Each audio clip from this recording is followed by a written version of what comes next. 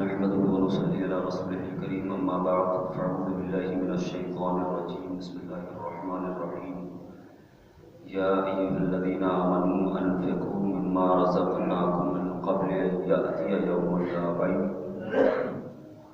إلى آخر الآية صدق الله مولانا العظيم وبلغنا رسوله النبي الأمين المتين الكريم ونحن على ذلك لمن الشاهدين والشاكرين والحمد لله رب العالمين. اللہ تبارک و تعالی عرض و معروف سے بیشتر درود پاک پڑھ لیں. اللہم صلی علی سیدنا مولانا محمد وعلی آل سیدنا مولانا محمد وبارک وسلم. اللہ رب العزت قرآن مقدس میں ارشاد فرماتا ہے یا ایھا الذین آمنوا، اے وہ جو ایمان لائے، انفقوا مما رزقناکم، ہمارے دیے ہوئے میں سے خرچ کرو، من قبل ان یأتی یوم، اس سے پہلے کہ وہ دن آ جائے،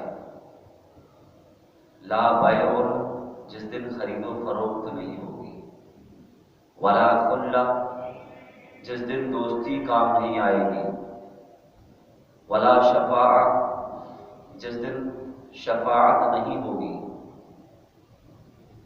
اس دن کے آنے سے پہلے یعنی دنیا کی زندگانی میں آخرت کے بارے میں جو تیاریاں کرنا ہے کر لو، کیونکہ جب قیامت آ جائے گی تو قیامت میں کوئی خرید و فروخت نہیں ہوگی. جو خرید و فروخت کرنا ہے اس دنیا میں کر لو، جو لینا دینا ہے اس دنیا میں کر لو، جو بونا ہے اس دنیا میں بو لو. قیامت میں یہ تمام چیزیں کرنے کو نہیں ملیں گی، بلکہ جو تم کر چکے تھے اسی کی جزا اور سزا دی جائے گی. اللہ فرماتا ہے اے ایمان والو، ہمارے دیے ہوئے میں سے، انفقوا مما رزقناکم من قبل، ہمارے دیے ہوئے میں سے خرچ کرو اس سے پہلے کہ وہ دن آ جائے جس دن خرید و فروخت بند ہو جائے گی، دوستی بند ہو جائے گی، شفاعت بند ہو جائے گی.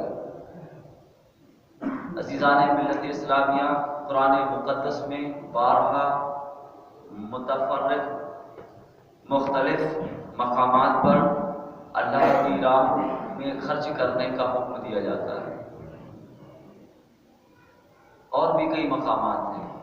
یا ایھا الذین آمنوا لا تبطلوا الصدقات منا ولا اذى. الف لام میم میں دو چند لائن کے بعد وہاں پر بھی ذکر ہوتا ہے خرچ کرنے کے بارے میں. اللہ کی راہ میں خرچ کرنے کے بے شمار فائدے ہیں. ہر دن اس روئے زمین میں دو فرشتے نازل ہوتے ہیں اور وہ خرچ کرنے والوں کے لیے دعا کرتے ہیں اے اللہ، یہ خرچ کرنے والا ہے، تیری راہ میں مال لٹانے والا ہے، اسے برکتیں عطا فرما. اور وہ فرشتے ایک دعا یہ کرتے ہیں کہ یہ شخص کنجوس ہے، خرچ کرنے سے باز رہنے والا ہے، تیری راہ میں خرچ نہیں کرتا، اے اللہ تو اس کے مال کو تلف فرما، اس کے مال کو تباہ فرما.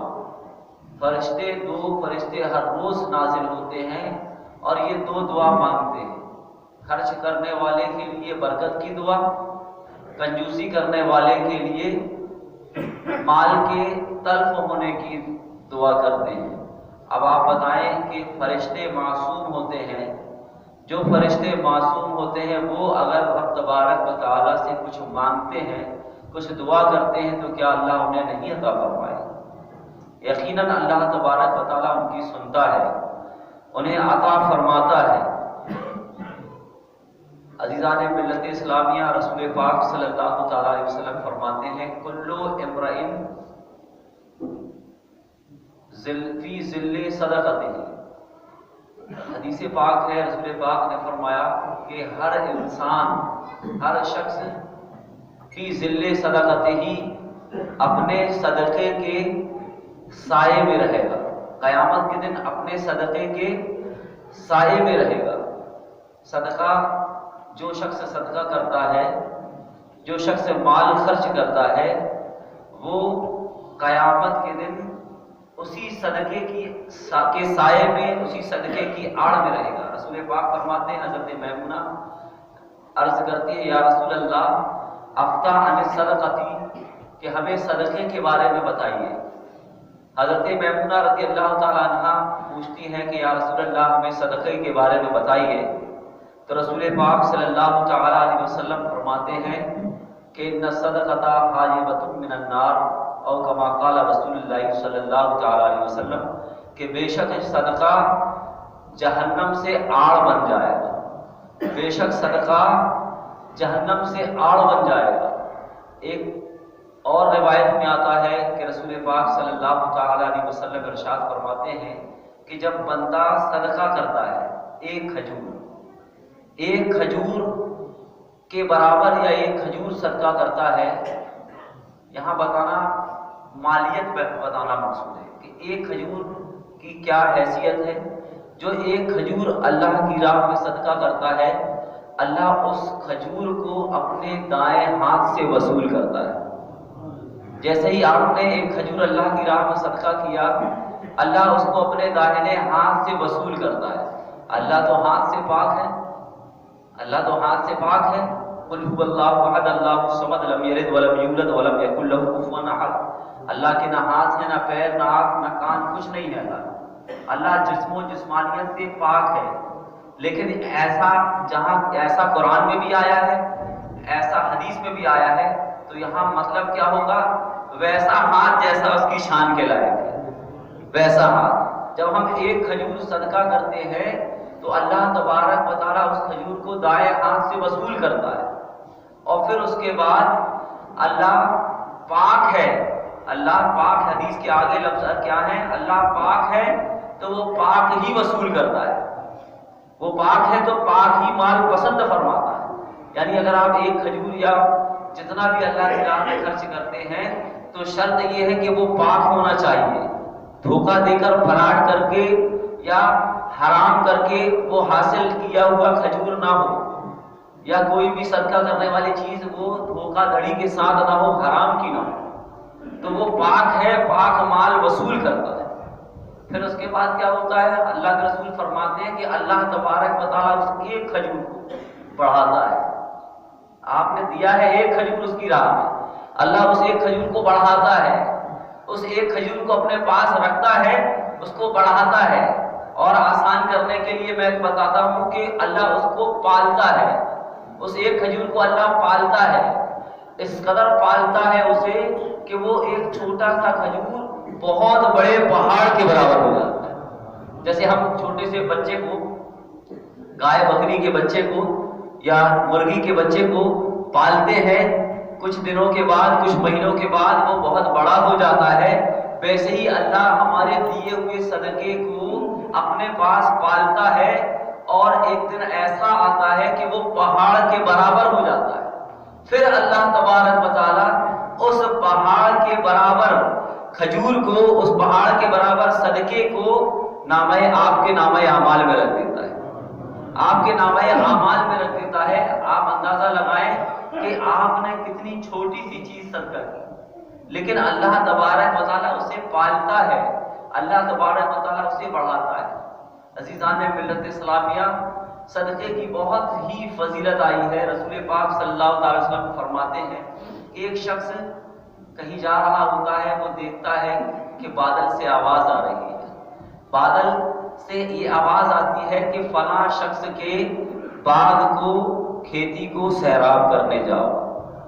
تو وہ بڑا متعجب ہوتا ہے، اسے حیرت ہوتی ہے کہ آخر وہ کون سا شخص ہے، میں اسے دیکھنا چاہتا ہوں۔ شخص کا نام لیا جاتا ہے کہ اے بادل، فلاں شخص کے باغ میں سیراب کرنے کے لیے جاؤ، برسنے کے لیے جاؤ۔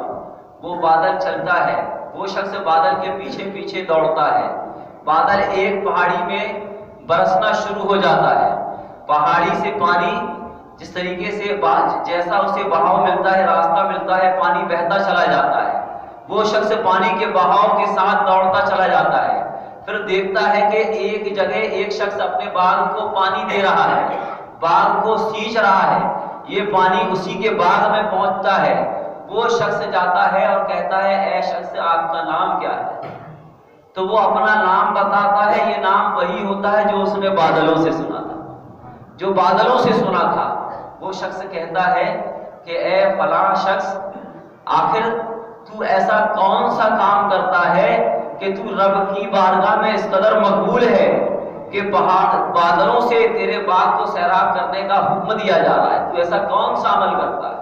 تو وہ شخص کہتا ہے کہ میں ایسا کوئی عمل نہیں کرتا، بس میں اتنا کرتا ہوں کہ اپنی آمدنی کے 3 حصے کرتا ہوں، ایک حصہ میں اپنے گھر والوں پر خرچ کرتا ہوں، ایک حصہ اللہ کی راہ میں دے دیتا ہوں، اور ایک حصہ دوبارہ کھیتی کرنے کے لیے الگ رکھ دیتا ہوں۔ 3 حصہ میں اپنے مال کا کرتا ہوں، ایک حصہ اللہ کی راہ میں دے دیا اس نے، ایک حصہ اپنے بال بچوں کے لیے خرچ کر دیا، اور ایک حصہ دوبارہ کھیتی کرنے کے لیے اس نے الگ رکھ دیا۔ بس میں یہ کام کرتا ہوں، اللہ تبارک و تعالیٰ مجھے کبھی نقصان نہیں دیتا، ایسے ہی بارش کا انتظام کر دیتا ہے، پانی کا انتظام کر دیتا ہے۔ عزیزان ملت اسلامیہ، تو رسول پاک صلی اللہ تعالیٰ علیہ وسلم نے فرمایا انفق علیک، خرچ کرو اللہ کی راہ میں، اللہ تبارک و تعالیٰ تم پر خرچ کرے گا۔ رسول پاک صلی اللہ تعالیٰ علیہ وسلم ارشاد فرماتے ہیں اے بلال خرچ کرو، انفق بلال، اے بلال خرچ کرو، لا تخشا من زرع العرش اخلالا، اللہ کے خزانوں کے کم ہونے کا خوف نہ کھاؤ، اے بلال خرچ کرو، جی بھر کے خرچ کرو، اللہ کے خزانوں کے کم ہونے کا غم نہ کھاؤ، غم نہ کرو۔ کیوں؟ کیونکہ حدیث قدسی ہے، رسول پاک پھر آگے فرماتے ہیں، کیونکہ حدیث قدسی ہے کہ لو انا اولکم وآخرکم وانفسکم واجنکم قاموا فی صعید واحد ما انقص من ملک شیئا، رسول پاک فرماتے ہیں کہ حضرت آدم علیہ السلام سے لے کر اے بلال خوب خرچ کرو، اللہ کے خزانوں میں کبھی کچھ بھی کم نہیں ہوگا۔ کیسے؟ آپ نے فرمایا صلی اللہ تعالیٰ علیہ وسلم نے کہ حدیث قدسی ہے کہ حضرت آدم علیہ السلام سے لے کر آخری شخص جو پیدا ہوگا اس شخص تک تمام انسان، یعنی اول انسان سے لے کر آخر انسان تک، اول جن سے لے کر آخر جن تک، قاموا فی صعید واحد، سب کو ایک میدان میں لائن سے کھڑا کر دیا جائے، اور پھر ان میں سے ہر ایک اپنی خواہش اللہ کی بارگاہ میں پیش کرے، اور اللہ تبارک و تعالی ہر ایک کی خواہش کے مطابق اسے پورا عطا کر دے، تب بھی ما نقص من ملک شیئا، تب بھی اس کے خزانوں میں اس کی بادشاہی میں اتنی بھی کمی نہیں آئے گی جتنی کمی ہم جب سوئی سمندر میں ڈالتے ہیں تو سوئی جب باہر نکالتے ہیں تو اس سوئی میں جتنا پانی چپکا ہوتا ہے اس کے خزانوں میں، اس کی بادشاہی میں اتنی کمی بھی نہیں آئے گی، اتنی کمی بھی نہیں آئے گی، اس کے پاس اتنا ہے۔ سوچو آپ پوری دنیا میں کتنا ہے، ہم تو اپنے محلے کے 1-2 آدمی کے مال و دولت کو دیکھ کر حیران و پریشان ہو جاتے ہیں۔ وہ حضور کیا فرما رہا ہے کہ اللہ نے مجھ سے کہا کہ پہلے آدمی سے لے کر آخری آدمی تک، پہلے جنات سے لے کر آخری جنات تک سب کہیں کہ اے اللہ مجھے یہ دے دے، سب اپنی اپنی خواہش پوری کر لیں، سب اپنی اپنی التجا رکھ دے اللہ کے سامنے، اللہ سب کی خواہش پوری کر دے، سب کو جتنا جو مانگے دیتا چلا جائے، جتنا جو چاہے خواہش ظاہر کرے سب کو عطا کرتا چلا جائے۔ اللہ تبارک و تعالیٰ سب کو دینے کے بعد اب اس کے خزانے میں اتنی بھی کمی نہیں آ رہی ہے جتنی کمی سوئی کے جسم میں لگ رہی ہے۔ سوچیے آپ اس کا خزانہ کتنا ہوگا، اس کی شہنشاہی کا عالم کتنا ہوگا، ہم سوچ ہی نہیں سکتے، ہم حساب ہی نہیں لگا سکتے کہ اس کا کتنا خزانہ ہے، اس کی شہنشاہی کتنی ہے۔ تو ہم اگر اللہ نے ہمیں دیا ہے تو ہم خرچ کریں، اللہ تبارک و تعالیٰ عطا کرتا چلا جائے، عطا دیتا چلا جائے گا۔ عزیزان ملت اسلامیہ، اللہ کی راہ میں خرچ کرنے کا آج حکم ہے۔ اللہ تبارک تعالیٰ قرآن میں ارشاد فرماتا ہے کہ ایک وقت ایسا آئے گا کہ ملک الموت انسان کے سامنے ہوگا، ملک الموت انسان کے سامنے ہوگا، روح نکالنے کے لیے بالکل تیار، تو وہ اس وقت کیا کہے گا ملک الموت سے؟ بس 1 منٹ، بس 1 سیکنڈ کا وقت دے دو کہ میں نماز پڑھ لوں، میں صدقہ کر لوں، میں خیرات کر لوں۔ ملک الموت 1 لمحے کا بھی اسے وقت نہیں دے گا، 1 سیکنڈ کا بھی وقت نہیں دے گا۔ یہ قرآن میں، یہ آیت میں یہ بات آئی کہ ملک الموت، حضرت ملک الموت 1 لمحے کا وقت اسے نہیں دیں گے اور اس کی روح نکال لیں گے۔ تو آج سب کچھ تمہارے پاس ہے، آج وہ اس دن کے آنے سے پہلے جو خریدنا ہے، جو بیچنا ہے، اس کو خرید لو اور بیچ لو۔ یہ قرآن کہہ رہا ہے یا ایھا الذین آمنوا انفقوا مما رزقناکم من قبل ان یاتی یوم لا بیع، اے ایمان والو خرچ کرو اس کے دیے میں سے، اس سے پہلے کہ وہ دن آئے جس دن نہ تم خرید پاؤ گے، جس دن نہ تم بیچ پاؤ گے۔ اس دن کے آنے سے پہلے جو کچھ کرنا ہے اسے کرنا شروع کر دو۔ عزیزان ملت اسلامیہ، اب آپ دیکھیں کہ کچھ ایسے لوگ بھی ہوتے ہیں جن کے پاس مال و دولت ہے تو وہ اللہ کی راہ میں خرچ کر لیتے ہیں، اللہ کی راہ میں صدقہ کر لیتے ہیں، لیکن جن کے پاس مال و دولت نہیں ہے وہ کیا کریں گے؟ وہ کیا صدقہ کریں گے؟ جن کے پاس زمین جائیداد نہیں ہے، جن کے پاس درہم و دینار نہیں ہے، وہ اللہ کی راہ میں کس چیز کا صدقہ کریں گے؟ تو رسول پاک صلی اللہ تعالیٰ علیہ وسلم فرماتے ہیں اِنَّا بِكُلِّ تَسْبِیحَةٍ صدقہ۔ رسول پاک فرماتے ہیں کہ سبحان اللہ ایک بار بول دینا بھی صدقہ ہے، وَبِكُلِّ تَکْبِیرَةٍ صدقہ۔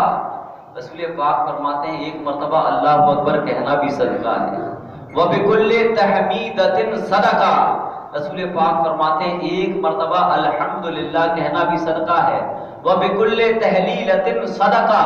رسول پاک فرماتے ہیں کہ ایک مرتبہ لا الہ الا اللہ محمد رسول اللہ پڑھ لینا بھی صدقہ ہے۔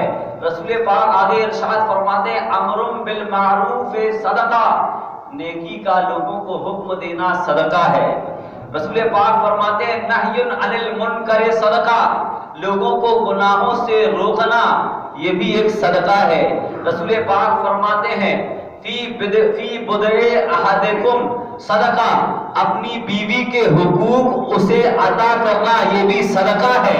رسول پاک صلی اللہ تعالیٰ علیہ وسلم فرماتے ہیں کل معروف صدقہ، دنیا جہان کی ہر بھلائی، ہر نیکی صدقہ ہے، ہر نیکی صدقہ ہے۔ حد تو یہ ہے کہ ایک روایت میں رسول پاک فرماتے ہیں تبسموں کا فی وجہ اخی کا صدقہ، لکا صدقہ۔ رسول پاک فرماتے ہیں کہ تمہارا اپنے بھائی کو دیکھ کر خوش ہو جانا یہ بھی صدقہ ہے۔ عموماً یہ بہت مشکل ہوتا ہے، ایک بھائی اپنے بھائی کو دیکھ کر خوش ہونے کا ایک وقت ایسا آتا ہے کہ وہ ایک بھائی اپنے بھائی کو دیکھ کر منہ بناتا ہے، ایک بھائی اپنے بھائی کو دیکھ کر دوسرے کمرے میں چلا جاتا ہے، ایک بھائی اپنے بھائی کو دیکھ کر الٹی سیدھی باتیں کرنے لگتا ہے، تانے دینے لگتا ہے۔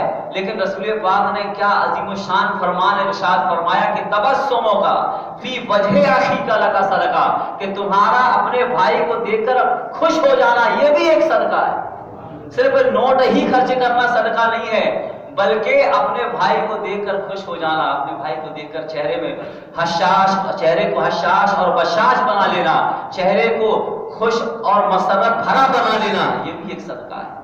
عزیزان ملت اسلامیہ، اللہ کے رسول فرماتے ہیں ایک روایت میں کہ افرادوں کا من دلوے کا فی دلوے اخی کا لگا صدقہ، کہ اپنے ڈول سے اپنے بھائی کے ڈول میں پانی ڈال دینا یہ بھی صدقہ ہے، یہ بھی صدقہ ہے۔ یعنی کہ تمہارے ڈول میں پانی ہے، کسی کو پانی کی ضرورت ہے، اپنے ڈول سے اپنے بھائی کی ڈول میں پانی ڈال دو یہ بھی ایک صدقہ ہے۔ صدقہ مینز نیکی، یہ بھی ایک صدقہ ہے۔ عزیزان ملت اسلامیہ، بالکل جس طریقے سے آپ نے اپنے ڈول سے اپنے بھائی کے ڈول میں پانی ڈال دیا، اپنی بالٹی سے اپنے بھائی کی بالٹی میں پانی ڈال دیا، یہ صدقہ ہے۔ بالکل اسی طریقے سے آپ اپنے جیب سے اپنے بھائی کے جیب میں پیسہ ڈال دیں یہ بھی صدقہ ہے، یہ بھی صدقہ ہے، یہ بھی نیکی ہے۔ اب صرف پانی ہی آپ ڈالنے کے چکر میں نہ لگ جائے، پانی کی ضرورت ہے تو پانی ڈالنا بھی صدقہ ہے، لیکن اگر آپ کے جیب پیسوں سے بھرے ہوئے ہیں اور آپ کا کوئی مومن بھائی جس کا جیب پیسوں سے خالی ہے تو اس کے جیب میں پیسے ڈال دینا یہ بھی ایک صدقہ ہے۔ آپ نے دیکھا ہوگا کہ کوئی آپ کو کچھ دیتا ہے تو آپ کہتے نہیں یار اس کی کیا ضرورت تھی، شکریہ رہنے دیجیے، تو سامنے والا کیا کرتا ہے؟ سامنے والا جیب میں ایسے ڈال دیتا ہے کہ نہیں ڈال دیتا ہے؟ یہ انداز، یہ افراد کا من دلوے کا فی دلوے اخی کا صدقہ، کہ آپ کا اپنے جیب سے اپنے بھائی کے جیب میں پیسہ ڈال دینا یہ بھی ایک صدقہ ہے، یہ بھی ایک نیکی ہے۔ عزیزان ملت اسلامیہ، رسول پاک فرماتے ہیں کہ وَالشُّرْبَةُ مِنَ الْمَاءِ يُسْقِيهَا لَكَ صدقہ، کسی کو ایک گھونٹ پانی پلا دینا بھی صدقہ ہے، کسی کو ایک گھونٹ پانی پلا دینا بھی صدقہ ہے۔ رسول پاک صلی اللہ تعالیٰ علیہ وسلم، یہ تمام یہ الگ الگ روایتیں، الگ الگ، ایک ہی حدیث نہیں پڑھ رہا ہوں میں کئی حدیثوں کا الگ الگ جو ایک ہی معنی میں شامل ہے، ان تمام روایتوں کو میں ایک ساتھ سنا رہا ہوں کہ رسول پاک فرماتے ہیں کہ وَمَا أَطْعَمْتَ زَوْجَتَكَ فَهُوَ لَكَ صَدَقَہ، جو تم اپنی بیوی کو کھلاتے ہو وہ بھی تمہارے لیے صدقہ ہے، وہ بھی تمہارے لیے صدقہ ہے۔ وَمَا أَطْعَمْتَ وَلَدَكَ فَهُوَ لَكَ صَدَقَہ، جو تم اپنے بچوں کی ضرورت پوری کرتے ہو وہ بھی تمہارے لیے صدقہ ہے۔ وَمَا أَطْعَمْتَ خَادِمَكَ فَهُوَ لَكَ صَدَقَہ، جو تم اپنے نوکر کو دیتے ہو فَهُوَ لَكَ صَدَقَہ، وہ بھی تمہارے لیے صدقہ ہے۔ اور آگے رسول پاک ارشاد فرماتے ہیں کہ وَمَا أَطْعَمْتَ نَفْسَكَ فَهُوَ لَكَ صَدَقَہ، جو تم اپنے آپ کو کھلاتے ہو وہ بھی صدقہ ہے، اس نیت کے ساتھ کہ میں طاقتور بنوں گا تو نماز پڑھ لوں گا، میں طاقتور کھا پی کر طاقتور بنوں گا تو روزے رکھ لوں گا، کھا پی کر طاقتور بنوں گا تو حج کر لوں گا۔ اس نیت کے ساتھ انسان کا اپنے آپ کو کھلانا بھی صدقہ ہے۔